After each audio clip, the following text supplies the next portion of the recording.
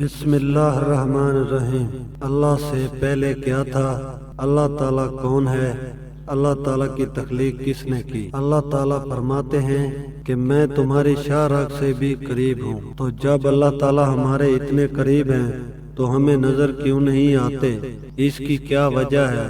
ان شیطانی سوالوں کا جواب آج اس ویڈیو میں ہم قرآن اور حدیث کی سنت میں جانیں گے۔ انڈیا میں یہ سوال بہت کیا جاتا ہے۔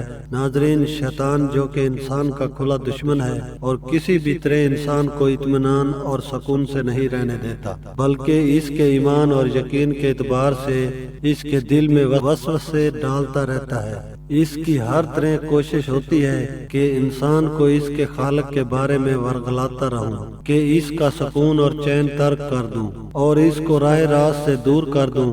جب اس پر اس کا بس نہیں چلتا تو سب سے اہم عبادت نماز میں وسوسے اور خیالات ڈالتا رہتا ہے۔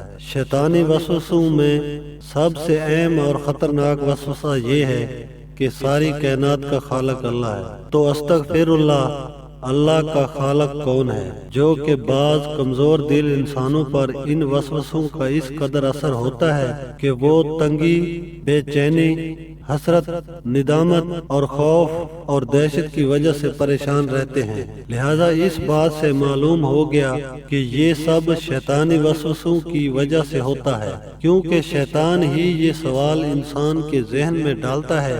اگر یہ سوال کسی مسلمان کے دل دماغ میں آ جائے تو اس حدیث کو سامنے رکھیں۔ حدیث میں حضرت ابو ہریرہ رضی اللہ عنہ روایت کرتے ہیں کہ نبی کریم صلی اللہ علیہ وآلہ وسلم نے فرمایا، شیطان تم میں سے کسی ایک کے پاس آتا ہے اور کہتا ہے کہ اس کو کس نے پیدا کیا، حتیٰ کہ وہ یہ کہتا ہے کہ تیرے رب کو کس نے پیدا کیا۔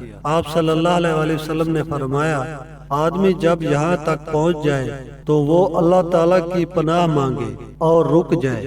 اور ایک اور روایت میں ہے کہ لوگ ہمیشہ سوال کرتے رہتے ہیں اور وہ یہ سوال بھی پوچھیں گے کہ اللہ تعالیٰ نے تو مخلوق کو پیدا فرمایا ہے، تو اللہ تعالیٰ کو کس نے پیدا کیا ہے؟ تو ابو ہریرہ رضی اللہ عنہ بیان کرتے ہیں کہ میں ابھی مسجد میں ہی تھا کہ میرے پاس کچھ بدو لوگ آئے۔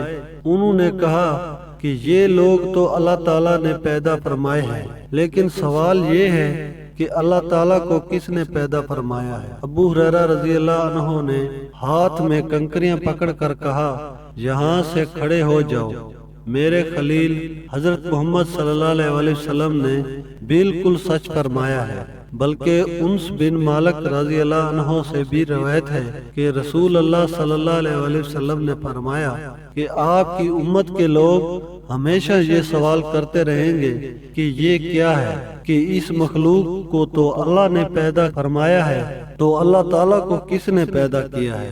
اس بارے میں حکم یہ ہے کہ ان وسوسوں کے وقت اللہ تعالیٰ کی پناہ مانگے اور اس سے بچنے کے لیے کسی اور کام میں مشغول ہو جائے۔ لیکن اس کے بارے میں یہ حکم بالکل نہیں ہے کہ اس پر غور کیا جائے یا دلیل دی جائے۔ بات کا یقین رکھو کہ اللہ تعالیٰ اپنے موجود سے بے نیاز ہے۔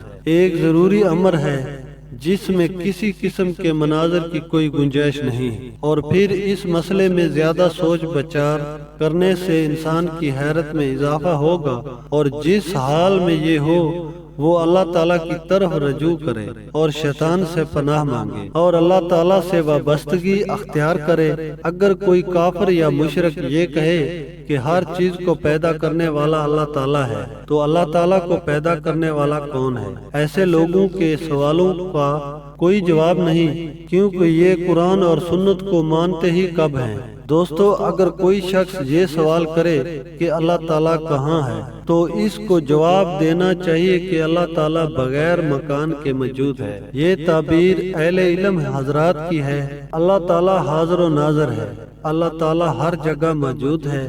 مغرب اور مشرق اللہ تعالیٰ کا ہی ہے۔ بے شک میرا رب کریم ہے اور توبہ قبول کرنے والا ہے۔ اللہ تعالیٰ بندے کی شاہ راگ سے بھی قریب ہے۔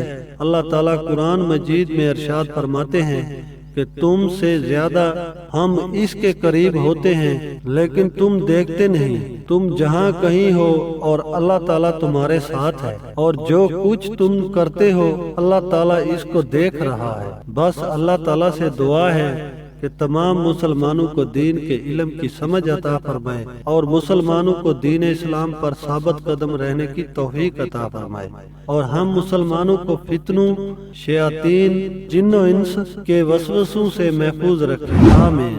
ناظرین، ویڈیو پسند آئی ہو تو لائک کر دیں اور ہمارے چینل کو سبسکرائب کر دیں۔ اللہ حافظ۔